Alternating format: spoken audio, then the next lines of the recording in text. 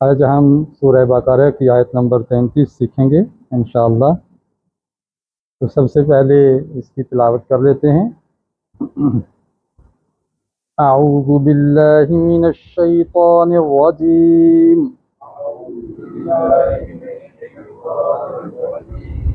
बिस्मिल्लाहिर रहमानिर रहीम। क़ाल या आदम अम्बिहुम बिअस्माइहिम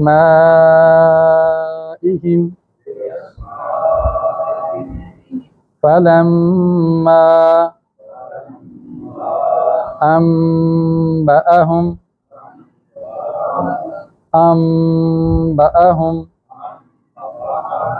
बिअस्माइहिम क़ाल अलम अक़ुल लकुम इन्नी अअलमु ग़ैबस समावाति वल अर्द व अअलमु मा तुबदून व मा कुंतुम तक्तुमून। आज हम तजवीद का सबक पढ़ेंगे। गुन्ना कल भी पढ़ा था, उसका बाकी हिस्सा आज हम पढ़ लेते हैं। कल हमने पढ़ा था कि नून पर शद आ जाए या मीम पर शद आ जाए तो गुन्ना होता है। गुन्ना का मतलब है कि नाक से आवाज़ लंबी करके निकालना। और आज हम पढ़ेंगे कि नून साकिन पर गुन्ना कब होता है या तनवीन पर कब गुन्ना होता है। अगर नून साकिन या तनवीन के बाद बा आ जाए हर्फ तो वहाँ गुन्ना होगा। यहाँ देखें, नून साकिन के बाद बा आ गई है, यहाँ गुन्ना होगा अम भी। पढ़िए ज़रा, अम भी, अम्बा। नून साकिन के बाद बा आ गई है, नून साकिन के बाद बा आ जाए इसलिए भी गुन्ना होता है कि ये जो नून है ये छोटी सी मीम में तब्दील हो जाती है। तो नून की आवाज़ निकालने की बजाय मीम की आवाज़ अदा होती है। इसको कहते हैं इक़लाब। क्या कहते हैं इसको? इक़लाब का माना है बदलना, जैसे इनकलाब है, तब्दीली है। यहाँ नून की आवाज़ मीम में बदल जाती है, इसलिए इसको इक़लाब कहते हैं। और ऐसी जगह पे छोटी सी मीम लिखी होती है। तो ज़ाहिर है जब हम मीम अदा करते हैं तो होंठ बंद हो जाते हैं, तो होंठों से तो आवाज़ नहीं आती, फिर नाक से ही आएगी। इसलिए वहाँ नाक से आवाज़ निकालने को गुन्ना कहते हैं। एक तो ये हो गया।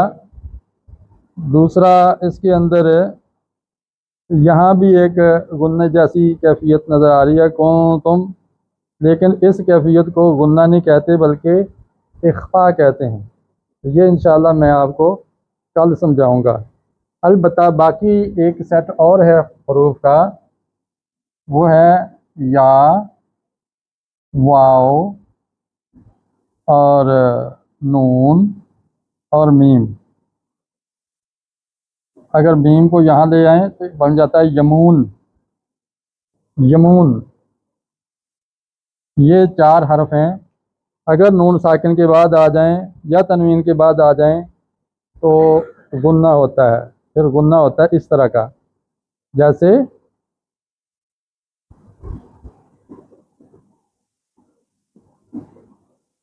नून साकिन के बाद या आ गई, अय्या,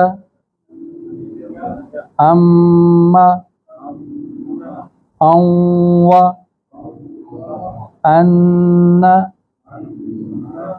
तो देखा, नून साकिन के बाद इनमें से जो भी हर्फ आएगा गुन्ना होगा। ये चंद सूरतें हैं गुन्ना होने की। अगर कहीं मीम जज़म वाली आ जाए तो उस पर भी गुन्ना होता है, लेकिन उसके लिए मौक़े कम हैं। वो ये है कि मीम साकिन के बाद या तो मीम आए या बा आ जाए तो गुन्ना होता है, और कोई हर्फ नहीं। और कोई भी हर्फ आएगा तो गुन्ना नहीं होगा, बल्कि आवाज़ मीम की मुख्तसर करके ज़ाहिर होकर अदा होगी, उसको इजहार कहते हैं। तो मीम साकिन के बाद मीम आ जाए या बा आ जाए, या नून साकिन के बाद बा बैमून में से कोई आ जाए, बैमून, बा या मीम वाओ नून, इनमें से कोई आ जाए तो गुन्ना होता है। आज तजवीद का इतना ही काफ़ी है जी।